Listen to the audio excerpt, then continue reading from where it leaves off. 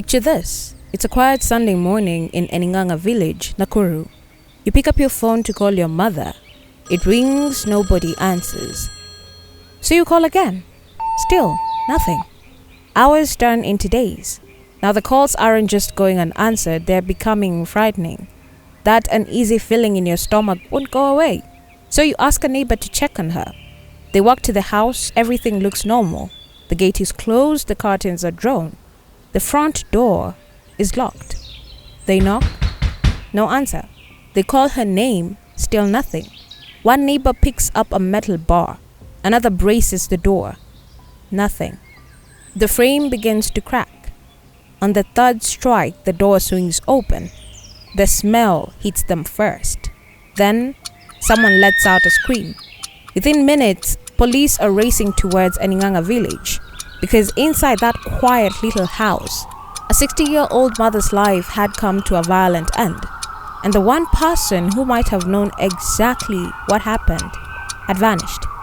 Today, we're uncovering the heartbreaking murder of Mary Mwihaki, a case that shocked Nakuru, sparked public outrage, and ended in an act of vigilante justice that left even more questions behind.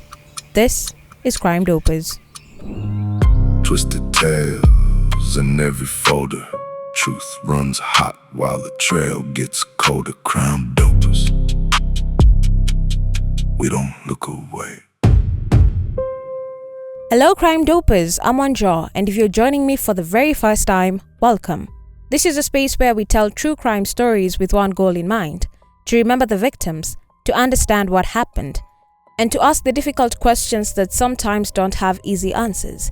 If you believe stories like this deserve to be told with respect, take a moment to like this video, subscribe to the channel, and join our growing Crime Dopers family, because every share, every comment, every conversation helps keep someone's story alive. Today's case takes us to Ening'ang'a Village in Bahati Sub-County, Nakuru, a place where life moved quietly, neighbors knew each other, church gatherings brought people together, and people generally believed they were safe. At the center of this story is Mary Mwihaki, a 60-year-old mother, a neighbor, a woman remembered by those around her as quiet and deeply rooted in her community. She wasn't famous, she wasn't wealthy, she wasn't someone who sought attention, she was simply living her life. Until one week in May 2026, everything changed. What began as a few unanswered phone calls soon became a murder investigation that shocked Nakuru County. And just when investigators believed they were getting closer to answers, the case took another devastating turn that no one saw coming. Before we continue, I want to make something clear. This episode is based on publicly available information and official statements available at the time of production. Where facts have been confirmed, we'll present them as such. Where questions remain unanswered, we'll say so.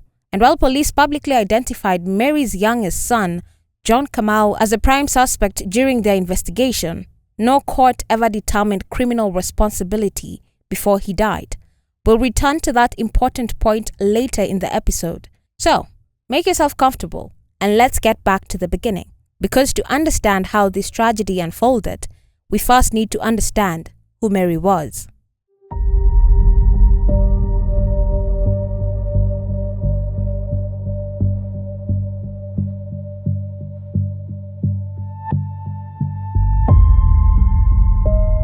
Before Mary Mwihaki became the subject of a police investigation, she was simply Mary, a 60-year-old mother, a neighbor, a familiar face in Ening'ang'a Village, the kind of person you'd expect to see outside her home in the morning, sweeping the compound, watering a few plants, or exchanging greetings with neighbors as they passed by. It wasn't an extraordinary life, and maybe that's exactly why this story is so heartbreaking. Because tragedy doesn't always interrupt extraordinary people. Sometimes it interrupts ordinary mornings. Mary had spent years building a family. Like many Kenyan parents, her greatest joy wasn't material things. It was knowing her children were doing well. Some had already moved away. They had jobs, families, lives of their own. But distance didn't mean disconnection. They still called regularly just to check in. Mom, umeamka, how are you feeling today? Have you eaten? Simple conversations, The kind we often take for granted until one day they stop. If you had walked through Ening'ang'a Village that week, you probably wouldn't have noticed anything unusual. People were going to work. Children were heading to school. Motorbikes moved in and out of the village. Church activities continued as usual. Life looked completely normal. And that's the unsettling thing about so many true crime cases. The world rarely pauses before tragedy. It keeps moving, even when someone else's world has already fallen apart. Na maneno mingi. Ni mama wa kanisa na hata mimi nilimuona Tuesday. Tulikuwa na Tuesday. Akielekea kanisa ushirika.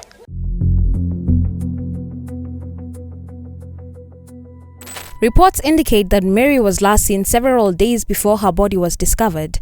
Neighbors later recalled seeing her attend a local church gathering before returning home. After that, no one publicly reported seeing her again. Now, remember that detail because it'll become important later. No one knew that will be the last time many people will ever see her alive. No dramatic goodbye, no warning, no sign that something terrible was about to happen. Just another ordinary day, or so it seemed. Then, something changed. Mary stopped answering her phone. At first, no one panicked. Maybe she'd left it charging in another room. Maybe she was visiting a neighbor. Maybe she was at church. Maybe there was poor network. We've all made excuses like that before because the alternative is too frightening to consider. So her children called again and again. Each unanswered call made the silence feel heavier. You know that feeling when your instincts start arguing with your logic? Your mind says, she's probably fine, but your heart whispers, something isn't right. Mary's children listened to that feeling. And looking back, that instinct changed everything. One thing I've learned from researching cases like this is that families often remember the smallest moments. That last phone call, that last laugh, that last text message. Not because those moments seemed important at the time, but because they become the last. If you're listening to this today, when was the last time you called your mom, or your dad, or your grandmother? Sometimes we assume there will always be another conversation. Life doesn't always give us that guarantee. Eventually, Mary's children reached a decision. If she wasn't answering, someone needed to physically check on her. So they contacted neighbors. Please, can you go see if mom is okay? Imagine being that neighbor. You walk toward the house, nothing seems unusual. The gate is closed, the curtains are drawn. Everything is quiet. Too quiet. You knock, no answer. You call her name, still nothing. At this point, what would you do? Would you leave, telling yourself she was probably somewhere else? Or would that uneasy feeling convince you to stay? For Mary's neighbors, there was only one choice left. One neighbor reached for a metal bar. Another stepped back. They looked at each other, then they forced the door open. What they found inside would haunt Ening'ang'a Village for years.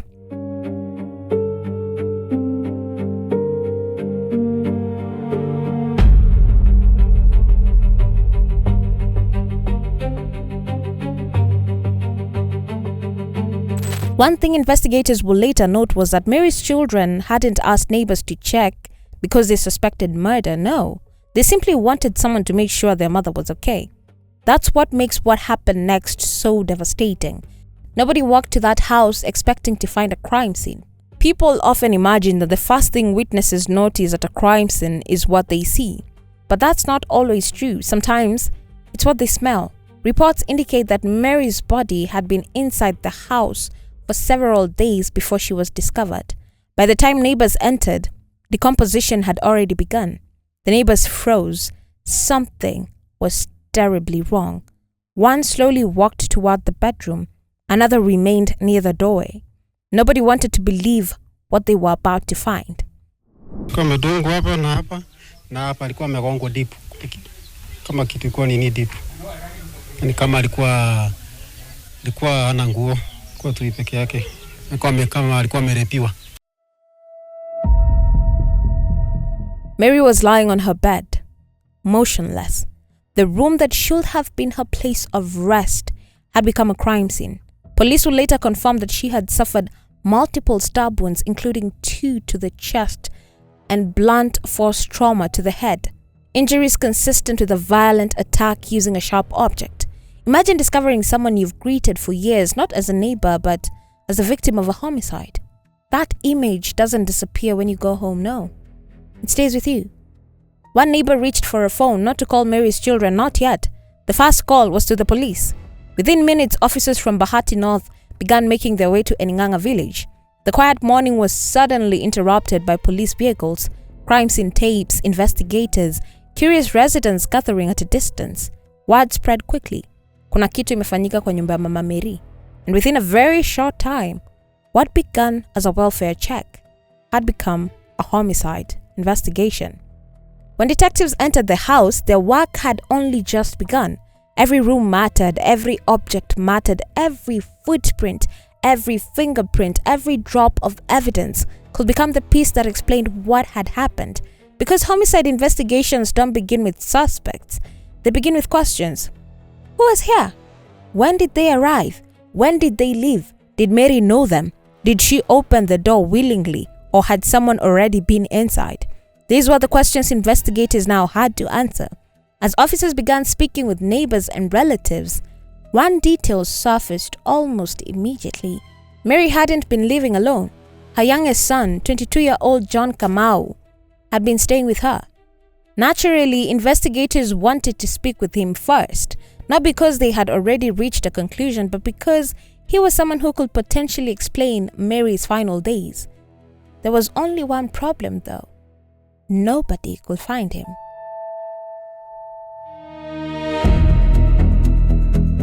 Now, put yourself in the investigator's shoes. You arrive at a crime murder scene. The victim's body has been undiscovered for days. One person lived in the same house, and that person is suddenly nowhere to be found. Wouldn't that immediately become your first lead? That's exactly what happened here.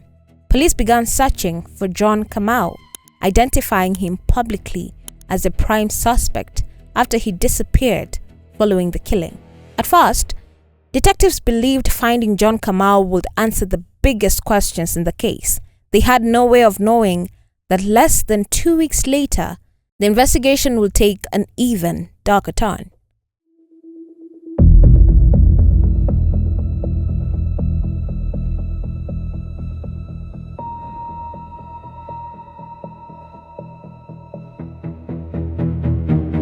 By the afternoon, Ening'ang'a Village no longer felt like the quiet place it had been that morning.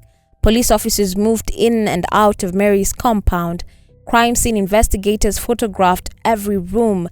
Neighbors stood behind police tape trying to make sense of what had happened. Some whispered, others simply watched in silence because everyone was asking the same question. Who could have done this? In every homicide investigation, the first day is critical. Detectives begin building what they call a timeline. Not a theory, a timeline. Who saw the victim last? Who spoke to them? Who visited? Who left? What time did neighbors notice something unusual? What time did family members make those unanswered calls? Each answer helps investigators reconstruct the victim's final hours. And in Mary's case, one name kept appearing: John Kamau, Mary's 22-year-old last-born son. The son who had been living with her. The son investigators now desperately need to speak with. As news traveled through Nakuru, questions spread just as quickly. Where is he? Has he left the county? Does he know what happened? Is he hiding? People searched for answers. Unfortunately, social media often tries to fill gaps before investigators can. Rumors started circulating. Some claimed they knew exactly what had happened. Others insisted they'd had arguments before Mary's death. But here's something that's important to remember. Rumors are loud. Evidence is quiet. Detectives don't build murder cases using Facebook posts or WhatsApp forwards. They build them using facts, witness statements, forensics, phone records, verified timelines. That's the difference between speculation and an investigation. Although police did not publicly disclose every investigative step because cases like this typically involve examining phone records, interviewing relatives and neighbors, and tracing the movements of key individuals before and after the crime. Every phone call, every transaction, every possible witness, Every CCTV camera along nearby roads, every detail matters. Sometimes a murder investigation turns because someone remembers seeing a familiar face at the right place at exactly the right time. While detectives worked behind the scenes, life in Ening'ang'a had changed completely. Parents began checking on elderly relatives more often. Neighbours became more observant. Conversations at local shops and churches almost always returned to the same topic: Mary. For many residents, her murder wasn't just another news story, no. It felt personal because if someone could be killed inside their own home, where was anyone truly safe? That fear was only intensified by growing concern over other killings of women reported in Nakuru around the same period, prompting residents to demand stronger action against violent crime. One thing that stands out in this case is how quickly an ordinary village became the center of national attention. Ni jambo la kusikitisha sana kwa sababu tumekuwa na utovu wa usalama hapa kwetu Ranet, na ni mambo ambaye amefanyiwa ya kinyama sana. Huyu mama amepatikana amenajiziwa, huyu mama amepatikana na majeraha, na ningeomba serikali yetu iweze ikaharakishe utafiti ndio huyu mama akaweza akapata haki yake. Days passed, the search continued. Police appealed for information. Residents remained alert, and somewhere John Kamau remained out of sight. Investigators believed finding him could answer the biggest questions in the case. But before they could bring him in for questioning, something happened that changed everything.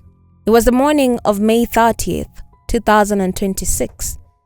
The hunt was about to come to an end, not because police found him first, but because the public did.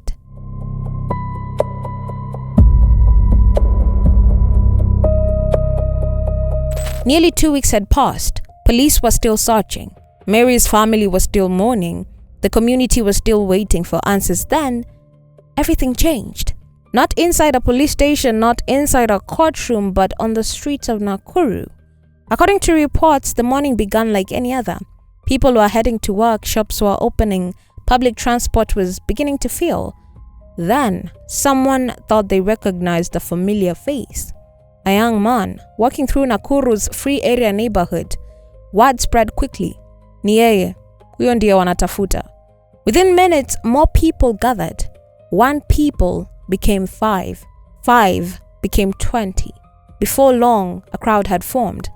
According to media reports, members of the public identified the young man as John Kamau, the 22-year-old who police had been seeking in connection with Mary Mwihaki's murder. Now, there was a decision to make. The crowd could have stepped back, called the police, allowed investigators to take over. Instead, events unfolded differently. Reports state that members of the public apprehended Kamau themselves, rather than waiting for the law enforcement officers to arrive. And once that happened, the situation escalated rapidly. This is one of the most haunting parts of the story. Witnesses reported that the crowd marched John Kamau from the free area neighborhood back toward Ening'ang'a, to the very compound where Mary had been killed. Just imagine that journey. People lining the roads, some shouting, others recording, some watching in silence. Nobody knew exactly how it would end, but emotions had clearly overtaken reason. By the time police officers reached the homestead, it was already too late. John Kamau had sustained fatal injuries. Authorities reported that he was found dead in the compound with severe head injuries. Police also stated that the crowd became hostile toward responding officers, disrupting their initial efforts to examine the scene. And in that moment, Mary's murder investigation changed forever, because the one person investigators had been searching for was now dead. When news broke, reactions were mixed. Some people believed justice had finally been served.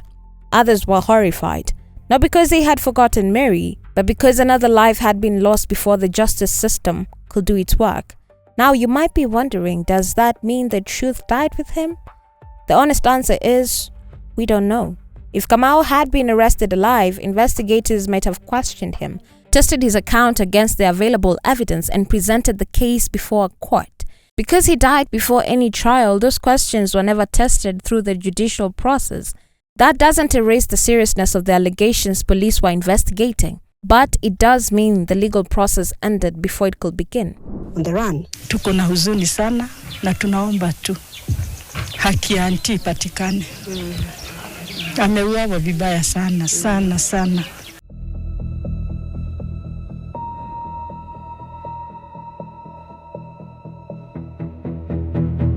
This case reminds us of something uncomfortable. Grief can quickly become anger. Anger can become action. And action, when driven by emotion instead of law, can create another tragedy. Mary's family deserved justice. The community deserved answers. But mob justice rarely provides either. Instead, it often leaves behind even more unanswered questions. With John Kamau's death, police were now confronted with a second investigation. Not only did detectives have to continue examining Mary's murder, they also had to establish the circumstances surrounding the mob killing. Because under Kenyan law, every unlawful death must be investigated regardless of who the deceased is. That's an important principle. The justice system exists to determine responsibility through evidence and due process, not through public anger.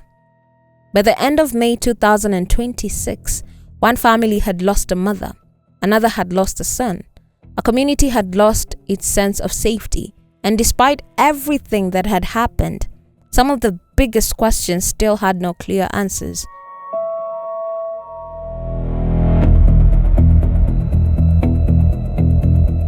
One thing I've learned from covering cases like this is that justice and healing aren't always the same thing. A court can deliver a verdict, police can close an investigation, but families don't stop grieving because a file is closed. For them, birthdays still come, Christmas still comes, Mother's Day still comes. The empty chair at the table stays empty. That's why true crime should never be about entertainment alone. It's about remembering the people whose lives were interrupted. Every episode ends with a life rule. Today's one is this: when something feels wrong, don't ignore it. That uneasy feeling, that missed phone call, that neighbor you haven't seen in days, that elderly parent who suddenly stops answering, trust your instincts. One phone call, one visit, one knock on the door, sometimes that's all it takes to save a life. And if a crime has already occurred, let the justice system do its work. Communities are strongest when they protect one another without abandoning the rule of law. You know, I kept thinking about Mary's children while researching this case. They weren't investigators, they weren't detectives, they were simply sons and daughters trying to reach their mom. A phone that kept ringing, silence that became unbearable, a neighbor willing to check, a door forced open, and a moment that changed their family forever. Sometimes true crime isn't about mysterious strangers. Sometimes it's about ordinary families facing unimaginable loss. And that's what makes this story so difficult.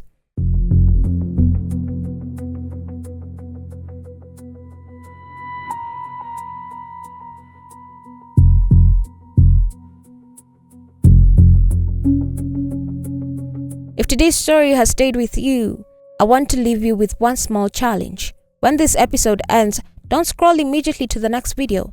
Take 1 minute. Call someone you love. Check on an elderly relative. Send that text you've been putting off. Visit someone who lives alone. It may seem like a small thing, but sometimes those small acts remind people they aren't alone.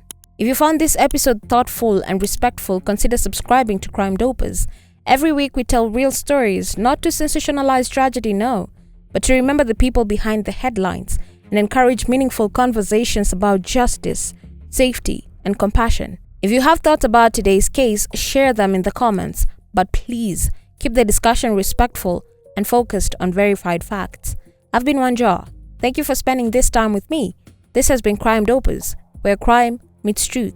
Take care of yourselves, take care of each other, and I'll see you in the next episode. Crime Dopers. We don't look away.